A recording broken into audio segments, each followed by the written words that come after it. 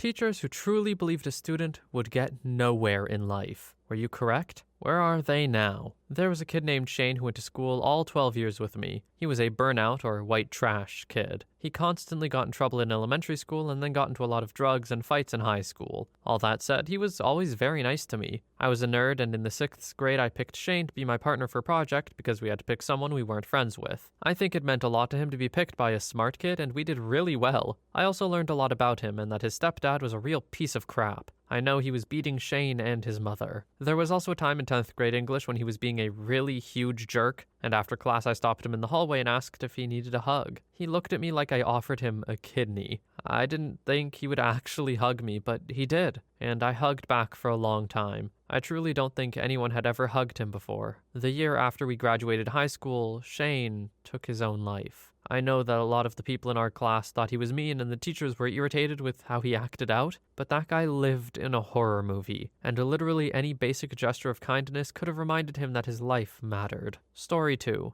I had a student in my freshman history class who was a junior. He kept failing every class and had to repeat them. Kid was always high, barely paid attention, hung out with the other burnouts, and was on track to fail again. Me and the school therapist made it our mission to turn him around. She got him drug counseling, I tutored him to get through his classes, we both talked to the lacrosse coach and worked with him to get on the team so he would have structure and a better group of friends. He completely turned it around, graduated, wrote me a great thank you note that I still have, and I recently ran into him in the town I teach, and he's doing great at college now. Definitely proud of him for all he did to not go down the road that all signs were pointing toward for him. It's amazing hearing a real example of teachers and counselors just making a difference in a student's life, really doing their jobs to the absolute best of their abilities. I'm sure that kid is so very thankful for you, OP.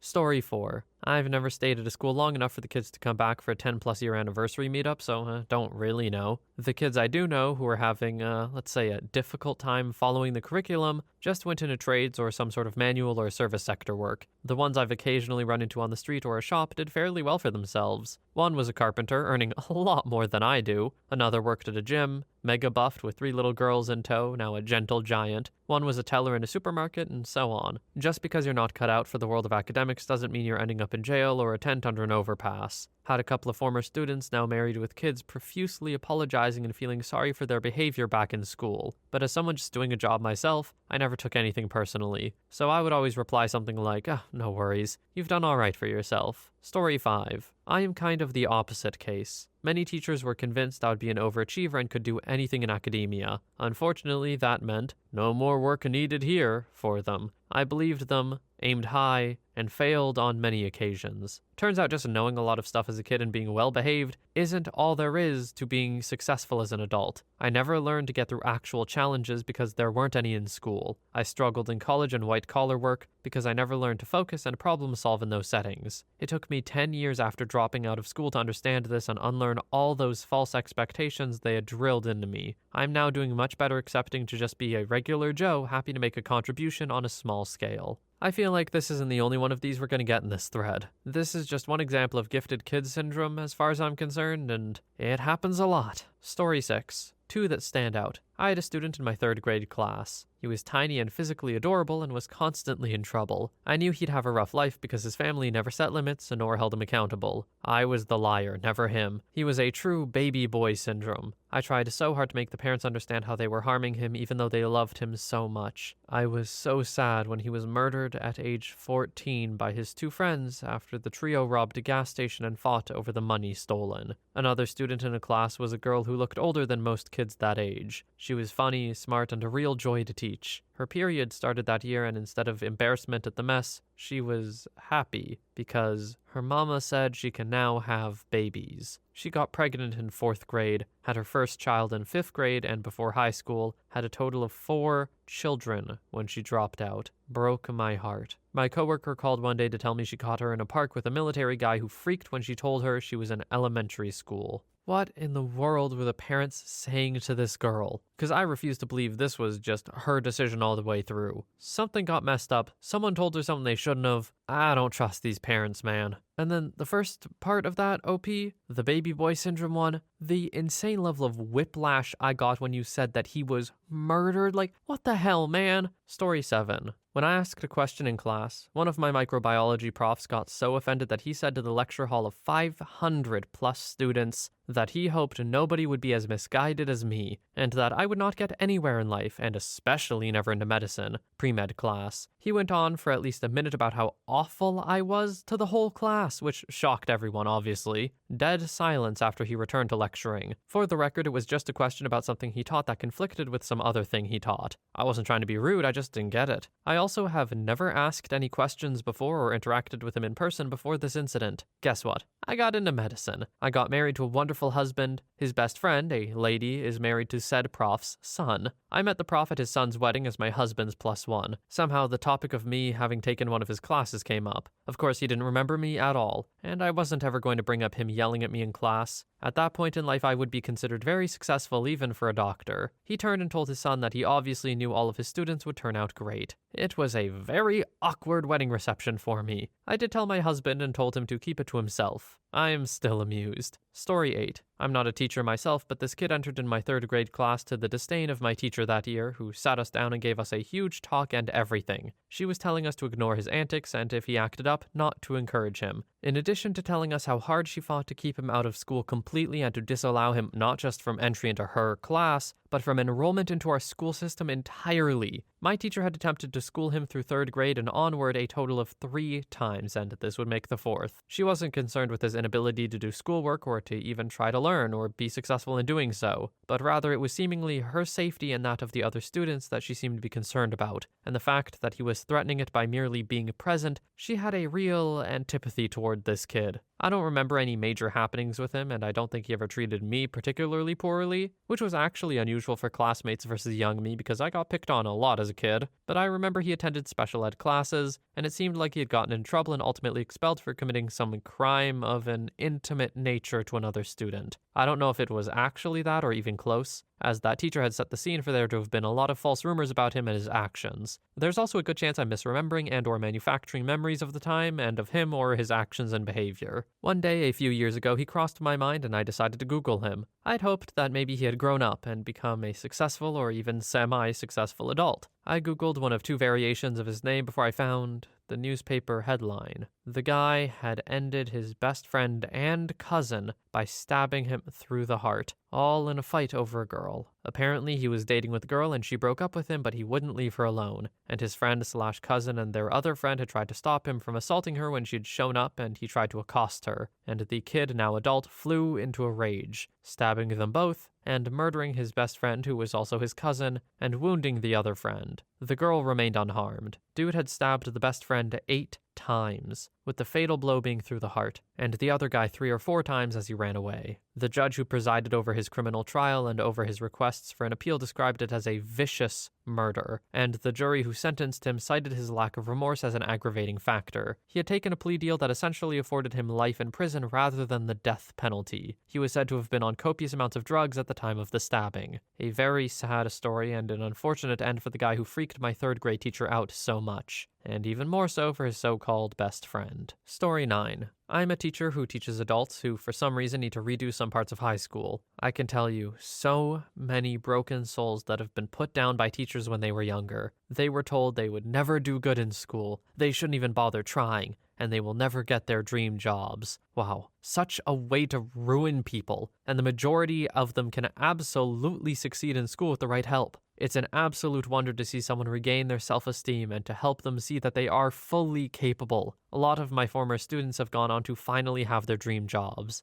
Oh, there are so many teachers who teach kids and young adults who I would love to just tell to shut up about their students' future prospects. Just do your job and teach them the way they learn something. Story 10. Not a teacher, but my mom. I read a bunch of books on serial murderers when I was in high school. Forensics was really interesting to me, so I read a lot about these serial murderers that have been in the area. My mom said, either she'll become a cop or a serial murderer, which is really a bit much looking back. Turns out being a serial murderer pays way better than law enforcement. I'm kidding. I just became an evidence technician, so I get to yell at cops a lot. Story 11. A professor I had in college 20-ish years ago was from a small town in West Virginia. He said that in this town you have few options. You either join the military, went to jail, worked a crap job, or were one of the 3 kids who went to college. The army would land a helicopter on kids' yards, fly them around town, and sign them upon landing. He had several teachers tell him he would never amount to anything, and only one who told him to get his crap together. He took an IQ test and it came back that he was mentally challenged. But he noticed that on this version of the test, some questions were just,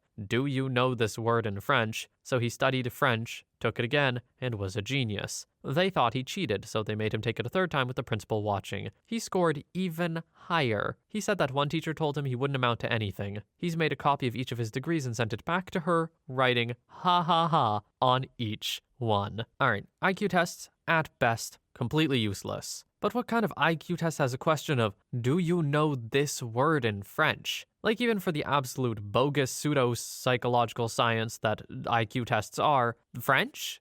I live in Canada, and I don't even get IQ tests in French. What happened here? Story 12. I was the student. I had a real problem in middle and high school after my dad died of cancer just 2 weeks before my 13th birthday and struggled with apathy and depression, on top of what was later diagnosed to be autism spectrum disorder and ADHD. I had a teacher once tell me I didn't have the work ethic to accomplish anything in life, because I couldn't bring myself to do anything I didn't like, so I would be unemployed and on welfare. Almost 20 years later, after the help of some incredibly supportive college professors and a good therapist, I'm working on my doctorate in a field I've always been passionate about. I became my master's program's first endowed graduate assistant due to my almost obsessive work ethic. I've published 2 scholarly peer-review articles, traveled and presented my original research at 3 professional conferences, and befriended big names in my field that I grew up venerating. I've written a book that sold more than 1,000 copies and is about to be released in paperback later this year, meaning the publisher expects to keep selling more. My book was a finalist for several distinguished awards in my field. I'm working on my 2nd book alongside my dissertation. I served on the screening committee of an Oscars-eligible film festival, helping to choose the films that the festival would show in competition. I'm teaching classes. I testified before the state legislature in opposition to bills targeting LGBTQIA+ children. I'm helping to organize a union of doctoral students on my campus. I've been a talking head on a regional Emmy-nominated documentary series. I've given a half dozen podcast interviews and a couple dozen paid public lectures. But the sweetest of all for me was being invited to be my hometown community's keynote speaker for the Memorial Day ceremony at the cemetery last year, and seeing that teacher be forced to introduce me and list those accomplishments. When they say the best revenge is to be successful, I gotta say, they might be right. In this post, OP sounds incredibly proud of the work they've done, even aside from the whole revenge on their old teacher thing. And damn it, they deserve to be. It sounds like they've worked incredibly hard for this. So hats off to you, OP. That teacher had no idea what they were talking about. Story 13. My mom and I went on a walk and she was lamenting about how bad of a mom she was raising us as kids. Backstory. She and my dad divorced when I was 3, 1966. She raised 3 kids on a secretary salary. My dad left the state to avoid paying child support, and she didn't have a great relationship with her parents who lived far from us. So on this walk, I'm listening to how bad she feels, and I had to stop her. I told her she raised 3 successful kids. We were all 3 happily married. All of us were employed. None of us have ever asked her for money. We all owned our own homes. We didn't have substance abuse issues, and we were never in jail. I turned to her after saying this and said, "I think you raised 3 successful adults and did a fantastic job of it." She never saw this side of it, and I think it made her feel better. Story 14. She was also my niece by marriage, and she got her mother murdered a couple of years ago. I tried for years to show her that there were better options, that she could be more. In middle school, she told me she wanted to spend as much time locked up in the juvenile center as possible, and be a druggie when she grew up. Well, she's now an addict with a violent assaulter for a boyfriend. I think she lives in a falling-apart mobile home. Only time I've seen her since the murder, she was wandering the streets angry that everyone in the family refused to help her. Before her, I thought every child could be helped. Between her and a few other kids I've known since, I'm not so sure anymore. Story 15. Because she often didn't show her work, my wife's 7th grade teacher got mad and told her that she should accept her limitations and that some people just aren't good at math. She's now finishing her PhD at arguably the world's best university in her math-heavy field. in a subspecialty that is almost entirely math. A good part of her day is spent concocting proofs and ways of mathematically modeling complex behaviors of systems she designs. Story 16. When my wife was in school, she was told that due to her brain damage, she wouldn't make it to college. UK college, which is straight after upper school. She made it in, and then university. Then she got her master's degree. She is now a teacher and wouldn't ever tell a student what they can't achieve. I'm so proud. Story 17.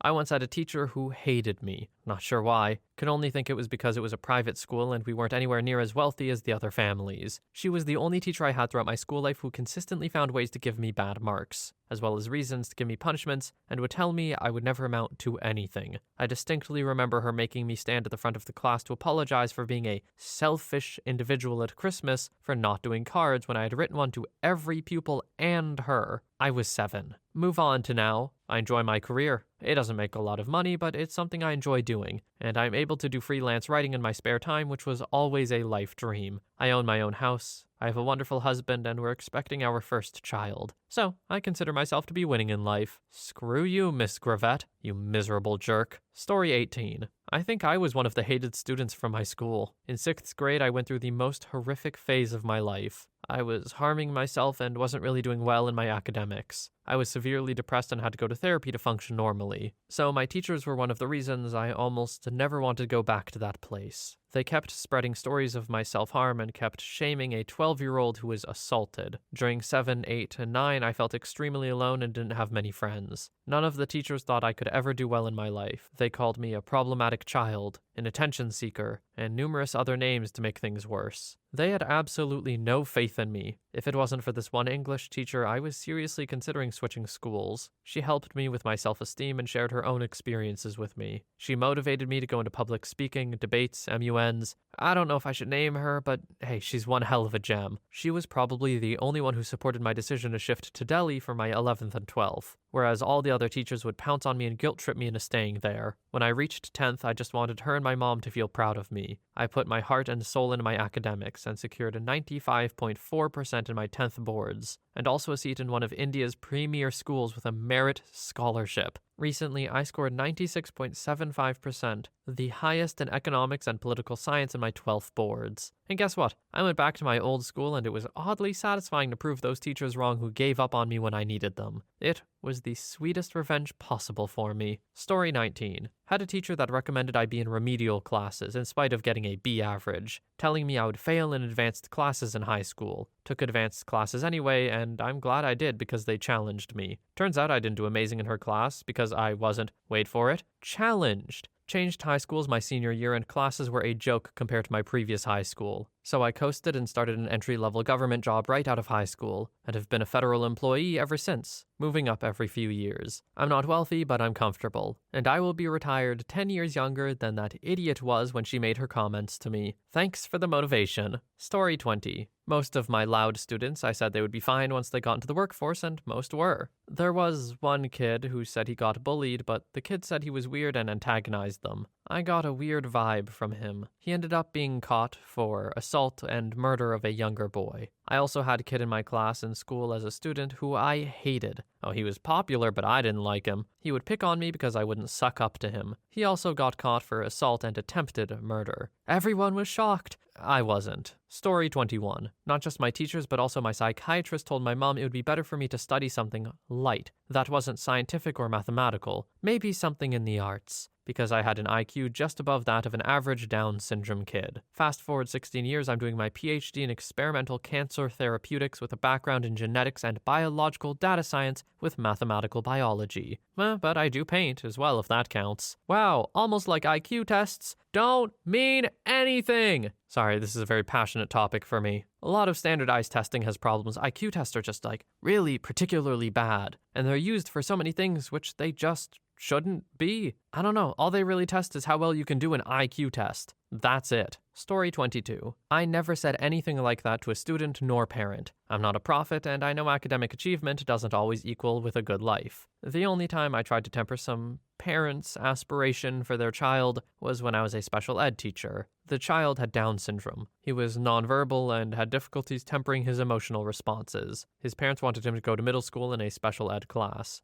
I knew this school. There was little to no inclusion. The students of that class were ostracized by the others, and I knew that my sweet ass would have a hard time adjusting. It damaged my relationship with the parents beyond repair. They wanted so much for their child to have a normal life. Several years later, I saw S at the library. He was with a bunch of young adults from a special home. I don't know the name in English. I suppose the time in middle school didn't go so well. In hindsight, I should have tried to help them with their project instead of saying S couldn't do it. The result may have been the same, but it wouldn't have caused them the pain, and perhaps I would have been able to prepare them. Story 23. I have a couple of examples. To be clear, I have never told a student they won't accomplish anything, but I do give them pep talks when they really don't give a crap about stuff. It's more of a don't throw away your opportunities and your talent. Care for something and work hard type of thing. I had a couple of brothers who really didn't put any effort into school. The family was well off, so they didn't give a crap. Both were very smart, but really just didn't care. Older one was about to leave for a very good high school, but really couldn't care to do the work. Once, when he really failed my class, I was mad because he was also unruly, and I told him he had so much potential that it pained me he threw it all away. He got mad, told me to never speak to him again. I apologized the next day and we made peace. To add context, we had already talked to the parents and asked for them to be taken for an evaluation to better serve them, but the parents never did. They had a lot of money, but weren't great parents. They often forgot picking up their kids. Anyway, he graduated and we were on good terms. We got sporadic updates and we found out the dude nor his brother finished high school. The younger one almost ended his girlfriend in a car crash because he was driving underage with no license. None of them are doing anything with their lives, and the parents are not that well off now, because that little stunt the younger pulled set them back quite a lot. Totaled the car, insurance didn't pay for it because he was underage, they had to pay medical bills for the girlfriend and him. Don't remember well, but I think the girlfriend got scalped in the incident. She didn't die, but you can imagine. I always wonder if he remembers we talked, and that I was trying to make him be a better student. Bumped into him last year and he greeted me very warmly. I hope he gets his act together. Another one recently. He's a great kid with obvious ADHD, so he's a mess at school, but he is so good and nice. The problem is his family. They're in a shady business, and one of his brothers got murdered. His friends knew about his family shenanigans, so some of them don't go to his house. We know that as soon as he graduates, he'll get into the business. No one has said it to him, but we have talked about how afraid we are when he leaves. We're afraid we'll hear the news of his passing. It's a shame because he's such a great kid, but we know the pull of his environment is too big. Story 24. Teachers don't really care about what their rebellious students will become. They just do their job with passion and consciousness. Or by being impatient and aggressive. Dealing with kids at that age is not simple. Their brain isn't developed to be empathetic, but just to be as noisy and competitive in their social life as possible. So to answer you, no teacher considers a kid at that age as a formed person, and anything they say is not personal. OP, why are you so confident about this? Just because you haven't seen it doesn't mean no teacher is like that. There are definitely teachers who just think their students will never amount to anything. They're bad teachers, but they're out there. Story 25. He murdered someone. They had a manhunt for him, so I was right. We actually have quite a few that have gone to jail. My buddy I taught with keeps me updated from Facebook posts he sees. It's sad though, because a part of me feels vindicated for the way I felt. No teacher wants to feel that way towards a student. We don't want to see the worst for them, but then it happens and I feel better, like I wasn't a monster for feeling that way. Story 26. Not a teacher, but I can say for myself. I was strongly suggested to drop high school and go to a trade school due to my persistence in doing the bare minimum and strong aversion towards mathematics. I was going on to a science or math-focused school. I ended up with a master's degree in design engineering, and I design products that are probably used by my old teachers as well. Story 27. Taught an 8th grade student who's labeled ODD, Oppositional Defiance Disorder. It's essentially a catch-all for the very dangerous, very respectful, and very violent students. In 8 years, I only encountered one. Admin used his diagnosis to let him get away with everything. He would grope girls, he would mime pleasuring himself in class, he would cuss everyone out constantly, he would drop his pants and pretend to pee on someone. Oh, but he never got punished because of his disorder. Mom backed him up every time and was his #1 supporter. In high school, he starts beating on his mom. All of a sudden, she's not in his corner anymore. She kicks him out and he ended up in jail. I always wondered, if anyone ever held him accountable, would he have had a shot? Story 28. I was correct. He was in my class as a 7th grader, though he only showed up a handful of times. He was shot dead running with gangbangers at 2 a.m. on a school night when he was 15. They covered the shooting on the local news. They interviewed several friends who all said how he was the smartest and kindest person they knew. I wish they'd have interviewed me. He couldn't read. He didn't know basic math. He once threw a desk at me and beat up another teacher. The poor mom, the one who let her son skip school 90% of the time, the one who never returned a phone call from the school and never showed up when her son was in trouble, and the one who let her son run around at 2 a.m. on a school night, she was screaming about how unfair the world was for taking away her angel. Story 29. I'm a teacher. The only students I've ever had this kind of mentality about were the extremely violent ones with extreme cases of mental illness. In my 12-year career, I've seen about 10 of these types, and every single one to my knowledge is either dead or in jail for murder, for assault, or thievery. When you're exposed to hundreds of young people every year, it's not difficult to spot the true psychopaths that have no redeeming qualities, and who will only cause violence towards others. Luckily, it's literally like 0.5% of the total population. I don't know the actual stats on it, but I do hope it is lower than 0.5%. Because I don't know, if I'm thinking like 5 people out of 1,000 are just straight up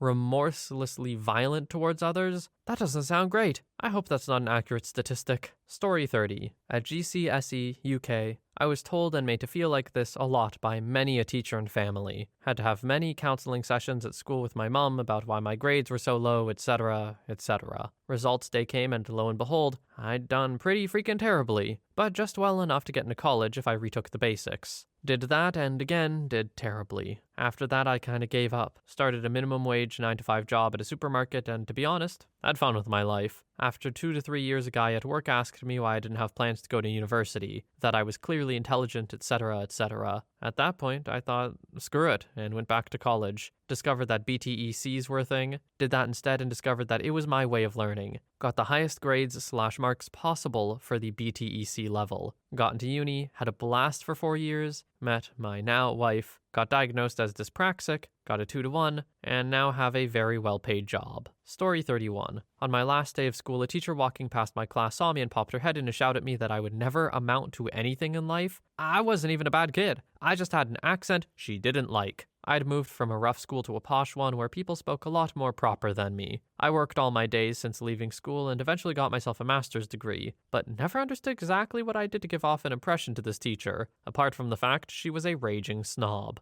Story 32. I can tell 2 stories from a parent's point of view. At my son's Year 10 teacher interviews, I suggested to the English teacher that my son was far more capable than the C grade he was getting, and that she should push him more. She said she just didn't see it, and to not expect better. My son now has a master's degree and works for an international company writing complex policy and analysis documents. A work colleague and friend has a son of a similar age. Teachers recommended in Year 9 that he have additional tutoring to try and get him through high school and try to aim for a trade or office job eventually. His son is now a university lecturer in science. Boys can be very late developers academically. Story 33. The other way around. I had a couple of teachers that repeatedly told me I would get nowhere. My revenge was going to the Teachers Academy and getting a teaching degree. During an internship, I went back to my old school just to tell them they were right, and any no-life could get a teacher's degree. I never became a teacher, but instead developed a career in IT. The revenge was fun anyway, and it turned out you didn't need a degree in computer science or anything to become a decent developer. A degree in maths turned out to be perfectly fine. Story 34. For one, I've never ever told the student I thought they wouldn't get anywhere. I've always hoped that all my kids would do well. However, I had a very problematic student who was disruptive, rude,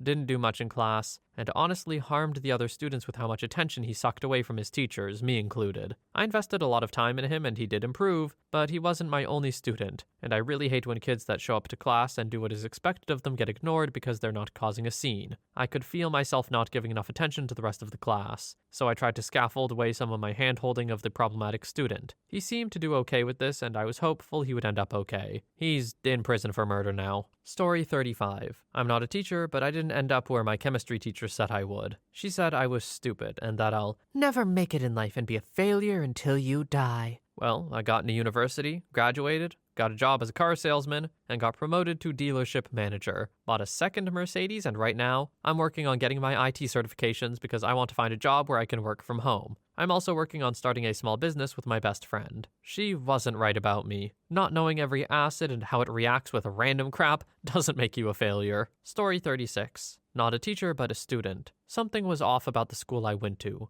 All the burnout students were just poor and didn't have time to do homework. And now they're all business owners. Mostly blue-collar work, but making bank nonetheless. The incredibly smart or popular kids all own homes now, but they're working soulless jobs and can't maintain a healthy relationship. The popular chicks mostly do adult content and OnlyFans. Theater kids have gone on to make music, some successfully or are even in plays to this day. The jocks are still jocking and are either playing professionally or coaching and or personal training. Hardly any of these folks have gone to jail other than a few DUIs. However, there is a group of people who absolutely blew my mind. There was a larger population of my old school of students who got good grades but weren't too active in any part of a particular group. A lot of them ended up being involved with child content or related sort of stuff, and are currently serving time. What made it weird was these kids got good grades and usually were the more wealthy students. Some of the students have been commenting on the local Facebook page for the town, saying things like, "I always knew he'd turn out like that," for one particular guy. And it spooked me because there were no telling signs, other than the fact he was just different. He got good grades, showed up to class every day, was smart, knew how to talk to people, etc. But no one wanted to be his friend. No one had a good reason, either. It was just, an air. Story 37. Probably one for Ripley's, but I used to teach incarcerated youth, so the relationship already begins where you hope they're at their lowest point, and statistically, you are probably wrong in that hope. I truly enjoyed working with those students and have more success stories than not. I still believe all students can improve despite their circumstances. Anyhow, one particular student never did anything he was asked to. He would make fun of others who listened, he'd constantly be standing and walking around the classroom, he'd tag the walls and desks. We'd send him to psych, social, legal, nurse, and whatever whenever we could, but any time that he was in the classroom it was a harder period. The average seat time for pre-adjudicated students when I was there was 17 days, and post-adjudication maybe 2 months. I don't recall how long I had this particular student, but I recall getting more serious with him than I would with most students. I had a short stint as a public defender and could paint a pretty vivid picture of potential futures for these young men and women.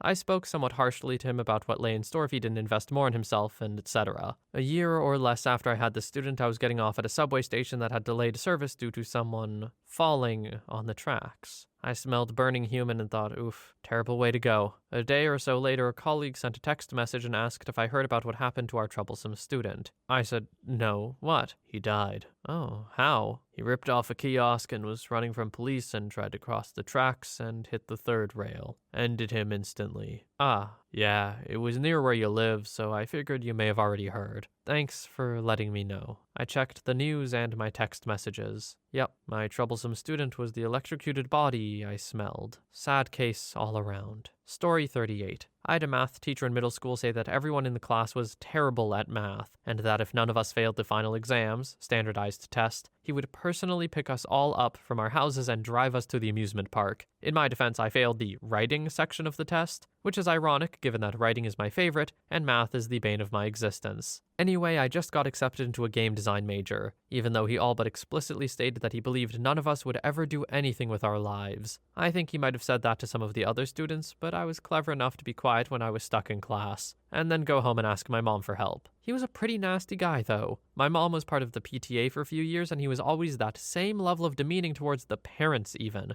I'm amazed he never got fired. How does a teacher who says an entire class will never amount to anything not get fired? Like, surely at some point that becomes his fault, right? Like, if you're teaching these kids and you believe they're all going to fail, but you're the one teaching them the material, surely it's not the kids' faults. Story 39. The last school I went to was for all the kids who were in care in the area I lived. All of the kids in the class except for me went to prison for one thing or another. The lowest crime I know of was a guy who simply did drugs. I kept tabs on him because he was a genuinely nice guy and one day he might be okay. The worst crime I know of was done by someone I used to sit next to every day. He assaulted and murdered a little kid. He is surprisingly not in prison now and has gone on to have 8 children, 7 girls and 1 boy. I keep tabs on him for the obvious reason, and I know he'll do something again. I was informed many times I would be like all these other guys I went to school with. I'm proud to say I have never been to prison, and the last time I was arrested was when I was 14 for assault, self-defense. I have a stable career and 3 children, and soon I'll be a granddad.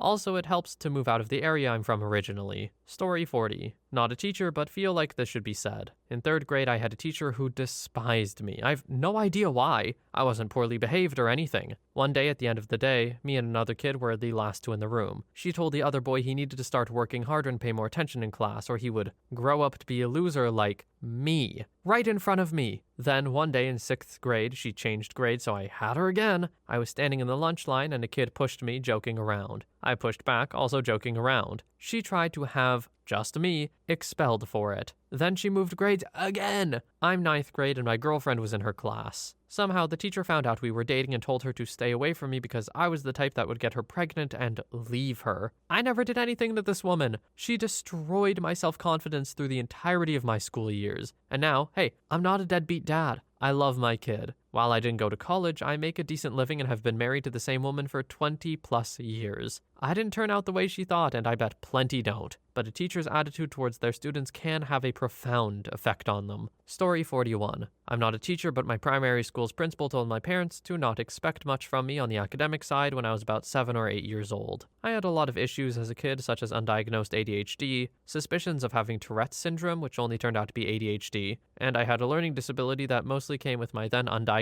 ADHD. So from that principal's perspective, I wouldn't be able to go far in studies. Well, after many specialists and medication for my ADHD, after many years of struggling with finding the right way for me to study, and after many years of redirecting my college studies, I finally graduated from university as a Bachelor of Animation, specializing in 3D art. Overall, I did 3 years of study in graphic design, 2 years of general studies to get my GPA up to acceptance level for university, 3 years of visual arts studies to get a decent enough art portfolio, and then a 3-year study in university. Story 42. When we were little, my brother's kindergarten teacher told my mom that my brother would never amount to anything and he needed to be in special ed because he was too dumb for regular classes. This was early 90s, and the lady was old, so not shocked she said that to my mom's face. My brother kinda struggled through school because he would barely do the work. Turns out, as an adult, he was just bored as hell the whole time, and he had ASD and was never diagnosed. Now he has his master's in psychology and is planning to continue on a PhD. He currently works for MHMR, helping kids and people in need to get the mental health services they need. Story 43. Elementary teacher here. I had 2 students end up in prison, one in kindergarten and one from the 2nd grade. They both came from abusive homes and struggled to learn how to read. The kindergartner murdered an elderly woman when trying to steal money for drugs. The 2nd grader was in special education classes and couldn't read. He had a violent temper. He ended up in a gang and murdered a man. Now, this was in the 80s, so no hope of assistance was available. I tried my best to comfort and give these 2 boys a safe place during the day, but they never had a chance. Teachers dreaded having them in their classroom, a lost generation due to neglect and generational poverty. I know this is tragic and serious, but man, I was really confused when OP said that the kindergartner murdered an elderly woman while trying to steal money for drugs. Surely you could have said the kindergartner grew up first, right? I legitimately did a double take on that line. Story 44. I worked at an extremely low SES school right out of college. I had so many great students, but there were a handful of kids I simply couldn't reach. One 6th grader was notorious on our campus. He was in my class, incredibly bright, and we had a decent relationship. I could tell this kid stood no chance. Told me him and his dad would trash hotel rooms and other property for fun. Every other word out of his mouth was a cuss or a slur. He never lashed out at me, but I would see referrals come through where he would throw desks, threaten to hit teachers, etc. He was in and out of the alternative campus constantly. The summer after his 8th grade year, he passed away. Circumstances weren't released other than some sort of incident. Sadly, a few years later, I had another student who I could tell was a mess outside of the band hall, but he loved saxophone and took a lot of pride in his musicianship. He got murdered in an incident at his apartment when he was 15 or 16. Wouldn't be surprised if he ended up joining a gang after MS. I didn't see that one coming. That one was really heavy. Rest easy to Marcus and Juan. Story 45. I would like to give a big middle finger to my high school sewing teacher who put me down so badly for the whole year that I feared sewing machines until my 50s. I was always desperately wanting to sew on a machine too. I finally mustered up the courage to buy one and take the plunge. Now I make beautiful purses and quality rag dolls among other things and take pride I'm self-taught. Thank you, YouTube. Garbage teacher, your abuse only made me more determined and your words backfired. Screw you. Story 46. I had a student who wanted to become a PE teacher. During a parent-teacher conference, I mentioned to the mom that I thought he should change his behavior behavior around women,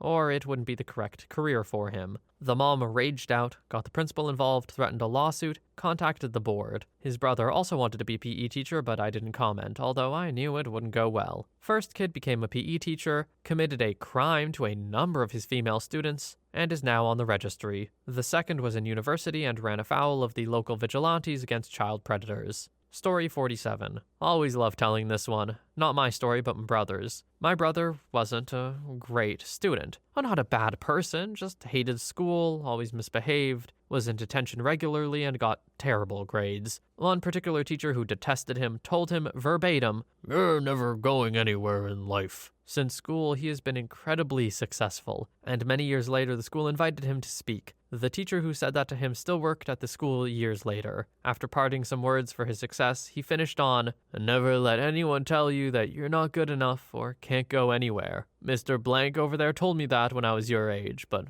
look where I've gotten to today." He came up to him after speaking and said, "That wasn't necessary." And he replied, "No, mister. What you said to me back then wasn't necessary." Story 48. My best friend and I were real pieces of work in high school. We got into significant legal trouble that resulted in both of us being expelled from the school district. We were told by every teacher that if we didn't shape up, we'd either be dead or in state by 21. Best friend, who is still my best friend, is now a father of 3, and the best dad I know. He is 10 years away from enjoying his pension on some beach. I ended up lost for a few years, enrolled in community college after watching other friends get locked up for life, transferred to a no-name state school, graduated and worked my way into a consulting role at a Big 4, MBA from an M7, and now a CTO for a big firm. Ran into one of my old teachers who became the principal for the high school I was kicked out of, and he asked me to come back and speak. Didn't turn out too bad, but there were a lot of close calls over the years. Story 49. Not a teacher, but I was homeschooled until 7th grade, so I didn't have any friends when I started going to public school. And also, I was really shy. This one popular kid was kind of the class clown, and appeared to be involved in some type of gang activity. We were in a large inner-city school district. We had a couple classes together, and he was the first person to go out of their way and talk to me. He called me his friend and introduced me to other kids. I tried out for the track team because of him that year, and we were team captains together the following year. I remember waiting for a bus with him after practice, and he opened up to me about his family life, and how he couldn't wait until high school next year because he'd be old enough to get a job and go live with his uncle. Plus, that would mean we would be at the same school again. One day, we were in our social studies class and he was being particularly disruptive. Our teacher got fed up, and essentially told him if he keeps going down the path he's on, he's going to end up dropping out of school, in jail, or worse. That summer, leading up to our freshman year of high school, he was shot, and his life was taken by one of our classmates. That was about 20 years ago, but I still think about him from time to time. His friendship meant a lot. Story 50. Growing up, all of my teachers treated me like I was going nowhere and constantly accused me of not caring about school. I actually cared a lot, but I had developmental disorders that made learning challenging. I spent the past 20 years working in special education, and I make sure all of my students know that I truly believe in their ability to succeed. It's amazing to me how many children in 2024 believe they won't find success in life because of the careless comments made by their teachers. It always surprises me how many teachers are not understanding or accommodating of special learning needs. Developmental and intellectual disabilities didn't just appear overnight. They were just ignored for a very long time. And it is nice to know that schools are getting a lot better about accommodating these sorts of things. The best ways to accommodate them?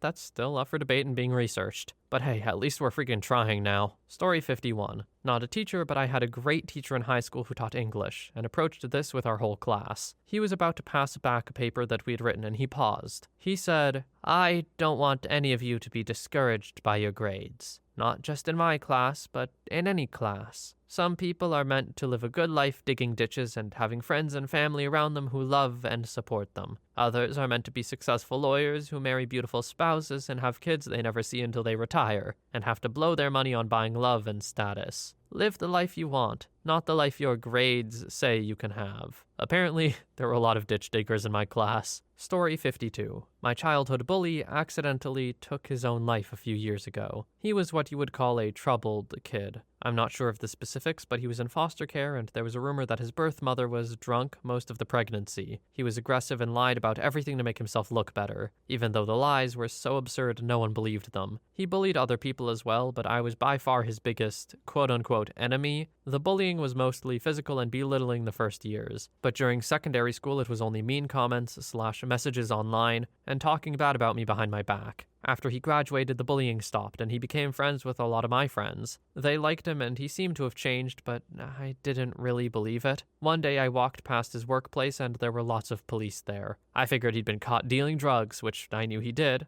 and went on with my day. Later that evening, me and my friends were hanging out, and my friend's dad came and told us that my bully had taken his own life earlier that day. We were one of the first people to know, and I was the only one in the room who didn't cry. We later learned that he'd accidentally hung himself while filming a TikTok prank, and that dying wasn't his intention. Story 53. I was the student, a very lazy student, but intelligent. I never applied myself in school and focused on playing football and working out / partying. I still passed with a 3.2 GPA and then went on to drop out of college at 21. At 34, I make more than twice the money than all of my teachers at this age or older, and I direct / manage more people than they ever did. Book learning is fine and well, but strength and leadership are qualities that teachers don't teach you. You learn it from yourself and leaders. One huge quality I learned and got from playing football was having a motor. In football, on defense, you need to have a motor, meaning you churn and fight forward and never stop chasing the ball carrier or never stop engaging the offensive players. Never stop until the whistle blows. I learned to keep sprinting and fighting even when it's 99% probable that the play will be over before I'm anywhere near the ball. But in those 1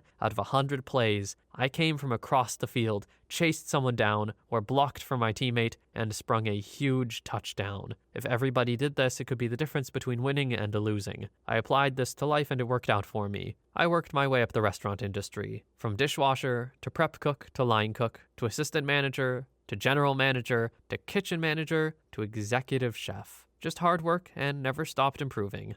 Story 54. The metrics for success are pretty subjective. A lot of people carve out an existence they like that might not even use typical milestones like degrees, titles, or money. I consider the biggest measure of success to be resilience. A lot of crap will rain down on you over the years. How well you can cope with that broken heart, that job loss, that major illness, that divorce, etc. Successful people tend to adapt and overcome quite a bit, and pivot from one path to another to facilitate that. Also, they're children. They don't even think for themselves yet. Your 20s are used to peel off the onion layers of conditioning and use your own powers of observation to form a worldview, belief system, and values. All of that will inform what kind of person you become and what you do once you stumble out of Plato's cave. Everyone has opportunities for growth, and we need to give them the grace and space to do that. Story 55. I was that kid. Dropped out of high school, then barely finished high school, thankfully, with a 1.9 GPA. Was just smoking weed and other drugs every day at this point. Decided to turn things around and join the Air Force, but unfortunately didn't make it through basic. Back at square one, a friend recommended me to go to college. Ended up going to a top computer science school and graduated with highest honors, and now I work in Silicon Valley. I've learned a lot of valuable life lessons the past 5 years from all this. For one, be patient, and understand that setbacks are only setbacks if you let them stay as setbacks. Story 56.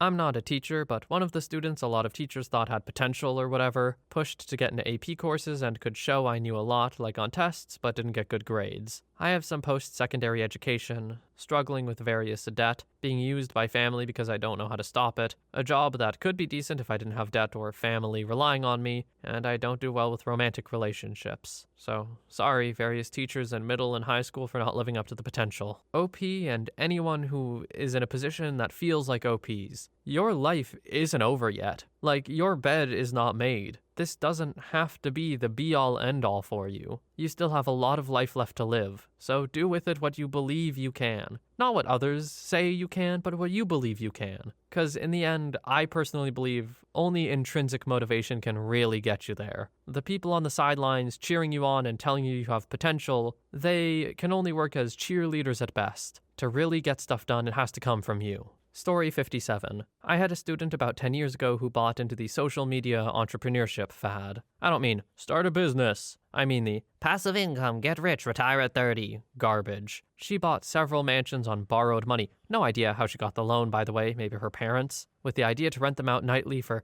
Gatsby-esque parties. Her social media looked incredible, her website looked great, and her life looked great. How did she do it? She would charge $5,000 to $20,000 a night depending on the mansion and day of week. Last I heard, she got bad Botox, was divorced at 25, bankrupt, and I haven't heard anything since. Story 58. There was a girl in my friend group in high school who barely graduated, and I always thought she wouldn't go too far. Not in a mean way, but more she was a small town girl raised by her grandma with some half-siblings, and she didn't really have career aspirations. So I figured she'd have a kid by 20 and maybe that would be her life. And hey, nothing wrong with that. She ended up getting arrested for muling hard drugs 4 years after graduation. So she kinda did something. Story 59. As a retired teacher, I never had a student I thought would go nowhere. I thought some of them would have a hard time if they didn't change their lazy ways they seem to revel in, and I did think it would be hard for them if they didn't grow up, but I'm sure most of them did. One super irritating one that I did have had parents who weren't much better. He called me, though, 15 years later to tell me he was successful and had a lot of money. I lived rent-free in his head for 15 years, and he had to call and tell me how horrible I was and how much better he is because he makes more money than I will have ever made. And it doesn't sound like he's changed much then. I'm glad he's not on the streets, but I wouldn't want him as my next-door neighbor. Not to sound like holier than thou, but I do feel a bit of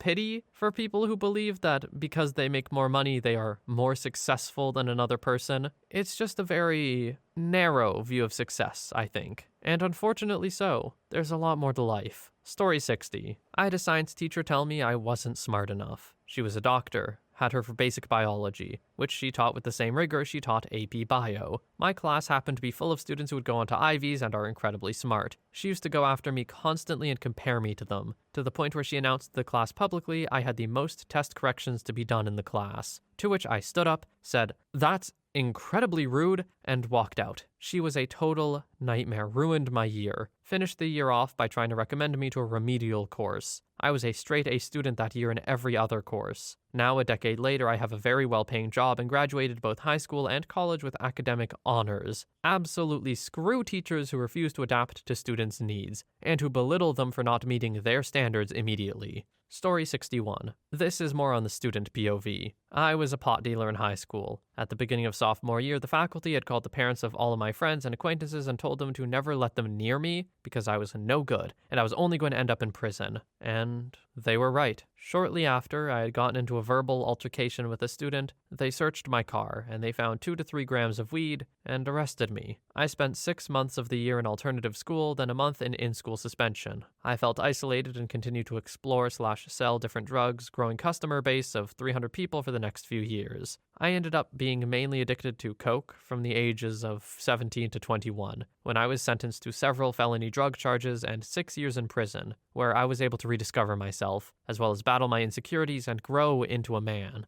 I now understand the injustice I provided to the community and the families within. Today, at 26, I'm sober, and I'm about to complete my parole this upcoming October. I have a 3-month-old son, a fiancé, and a cat and dog named Tim and Cora. I have my own home renovation company and 1 rental property. I'm averaging about $50,000 a year, which isn't the most, but I'm happy and content. Story 62. I had a classmate in high school who always got in trouble, had bad grades, was always talking during class. The teachers told her multiple times she wouldn't get anywhere in life with her behavior and bad grades. We're still friends on Facebook. She moved to Dubai and works as a broker at a high-segment agency. She's filthy rich and drives very expensive cars. She really gave everyone back here a big middle finger. We weren't exactly friends, but hey, good for her. Story 63. I had a middle school teacher who hated me and tried her damnedest to get me put in a special class. Yes, I have ADD and come from an abusive family, but I was never a bad kid. I mean, is any kid bad? Fast forward and I graduated high school, went to college and worked at the same time. I've been a woodworker for over 20 years. I've played, written for, and sang in 4 bands. I'm a very exceptional gardener and cook. I'm a professional dancer in tap and ballet. I've backpacked 1,000 miles in the wilderness. I'm an expert trout fisherman, and I'm an amateur car mechanic. I'll never forget.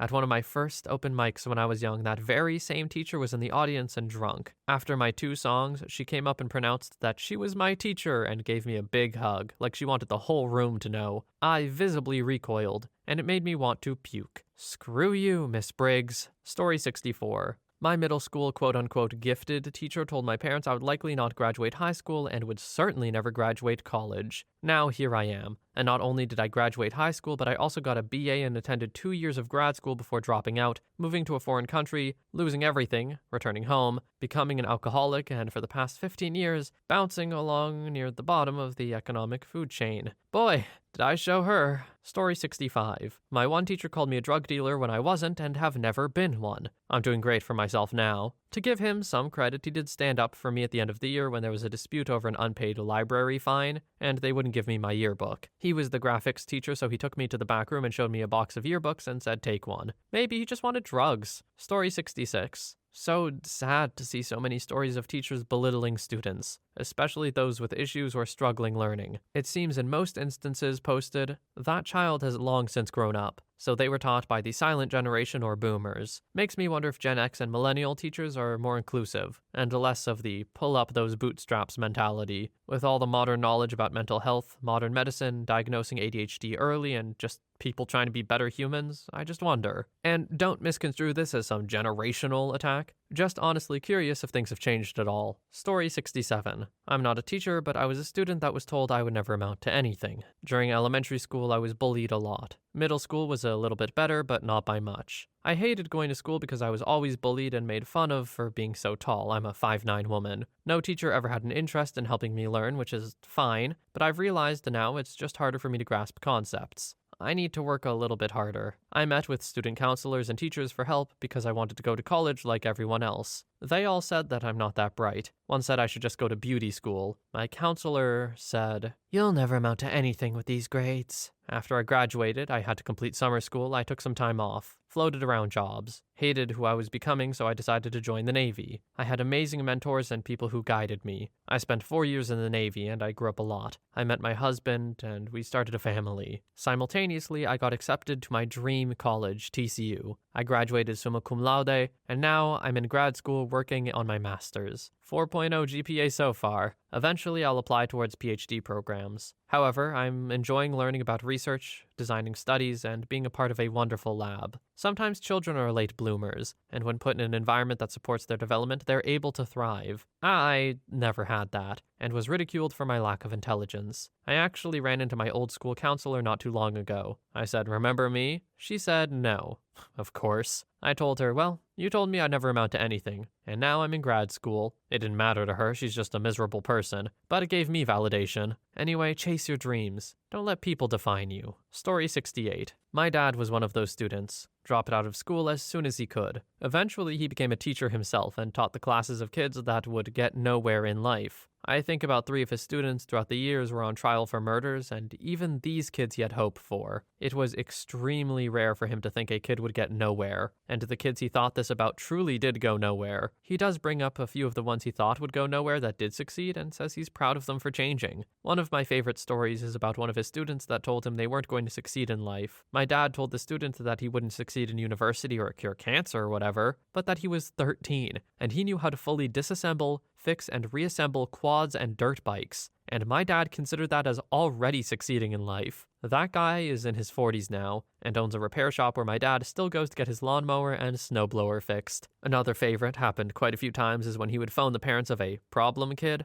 and they would answer with, "Oh no, I'm so sorry. What did they do now?" Only for my dad to say, they were doing really well that week, and he wanted to let the parents know the kid had succeeded in something. These parents would be floored. They had never received positive feedback on their kid's behavior, only negative. More than once, the kid would let my dad know he made their parent cry because of this. OP's dad sounds like he was one of the best kinds of teachers, always believing that if a kid put the effort in, they could make it. Although OP did mention that their dad thought that some kids weren't going to make it, but I'll disregard that for now, because it sounds like OP's dad did a lot of good, and I feel like there's some details that were missing. Story 69. When I was like 12, my math teacher told my parents I should go to a special ed school because I can't learn anything. Ended up staying home for a few years, got bored, and started learning 3D art and animation. Slowly started going back to school. I didn't understand anything, so I've kept learning programming on my own from random places like Google, YouTube, and random forums. In school, I did the bare minimum to get by, so I would have enough time to come home and learn on my own.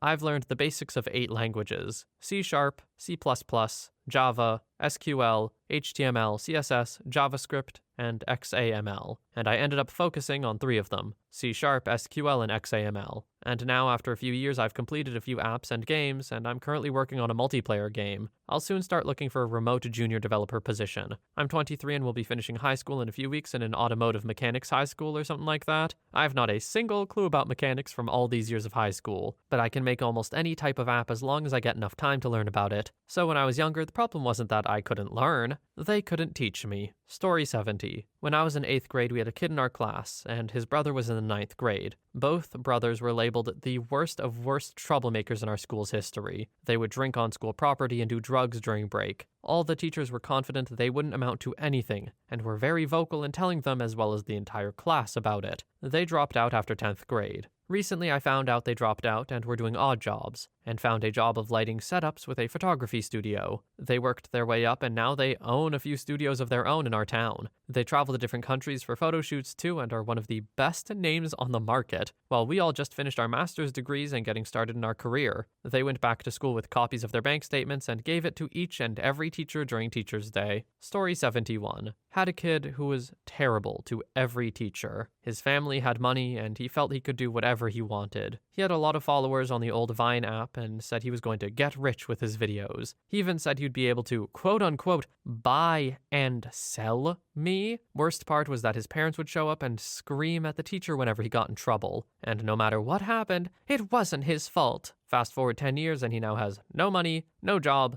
and has been arrested multiple times for assaulting his parents, who still let him live there. Oh, you sure showed us, Nick. You know, it's almost funny after so many uplifting stories, ending on one that was just so not uplifting. It was more like OP just being like, yeah, this kid wasn't gonna make it and we were right. I hate you, Nick.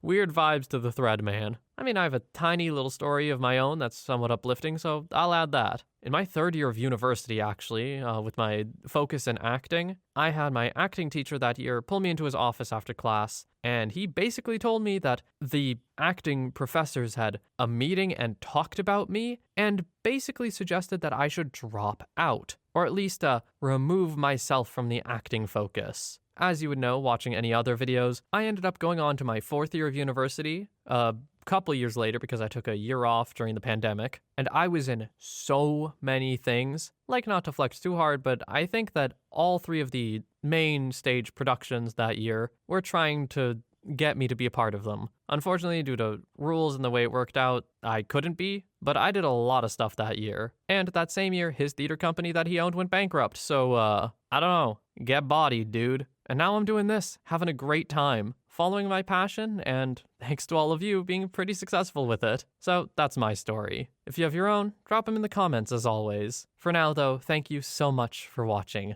I hope you have a wonderful day or night wherever you are, and I will see you in the next one.